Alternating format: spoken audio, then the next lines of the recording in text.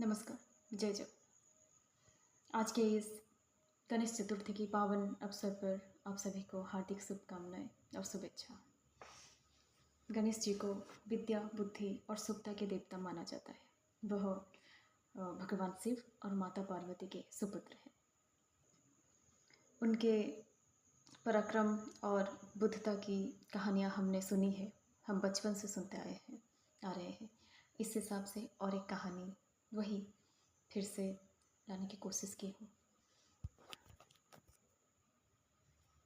कहानी वही सबसे पहले ब्रह्मांड की परिक्रमा की कहानी। एक बार देवताओं के बीच यह प्रतियोगिता हुई कि सबसे पहले ब्रह्मांड की परिक्रमा कौन करेगा। जो सबसे पहले ब्रह्मांड की परिक्रमा करेंगे वही उनकी विजेता होगी, वही विजेता कहलाएंगे। इस हिसाब से सब देवताओं अपने अपने वाहन लेके ब्रह्मांड की परिक्रमा करने के लिए तैयार हो गए। वहाँ पे गणेश जी भी थे, कार्तिकेय जी भी थे। सारे देवताएं अपने अपने वाहन लेके ब्रह्मांड की परिक्रमा के लिए निकल गए।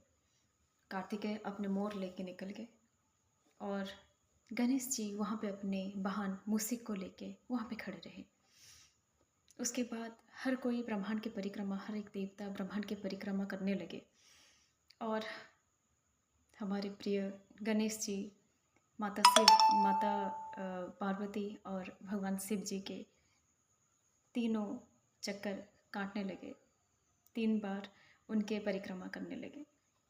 ये देख के वहाँ पे उपस्थित सब चौंकित हो गए और जब परिक्रमा की प्रतियोगिता संपन्न हुई, सारे देवताओं जब परिक्रमा करके वापस आए तो यह बात सबको चकित आश्चर्य हुई कि गणेश जी क्यों नहीं गए। गणेश जी तो परिक्रमा करने ही नहीं गए। इस हिसाब से वो तो प्रतियोगिता से बाहर ही हुए।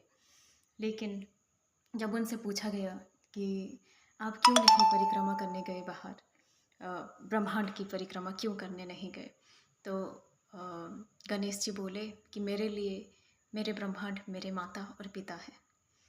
बस इसी बात से उनकी बुद्धिमत्ता की परिचय उन्होंने दिया और उस हिसाब से उन्होंने वही प्रतियोगिता को जीत लिया और उनको हर कोई वहाँ पे आशीर्वाद दिए। इस हिसाब से हम यही जानते हैं कि हमारे संपूर्ण जीवन के जो पूरे ब्रह्मांड है, हमारे सब कुछ हमारे माता पिता होते हैं। उनके आशीर्वाद से ही हम अपने जीवन में सब कुछ कर सकते हैं, कोई भी इच्छा पूर्ण कर सकते हैं। यह सीख मिलता है कि उन्होंने यही बुद्धिमत्ता की परिचय दी। उन्होंने जब हमारे पास ही हमारे पूरे ब्रह्मांड हो तो हम कहीं और ब्रह्मांड को ढूंढने क्यों जाए। इस हिसाब से हम यही सीखते हैं और भगवान गणेश जी को हम बहुत मानते हैं, हम पूजते हैं और उनको हर कोई भी विधि हो, कोई भी कार्य हो, सबसे पहले उनको पूजा जाता है। उनकी बुद्धिमत्ता की हम हमेशा उनको सदैव ऊपर ही हम पूजते रहेंगे और उनको सराहते रहेंगे। धन्यवाद।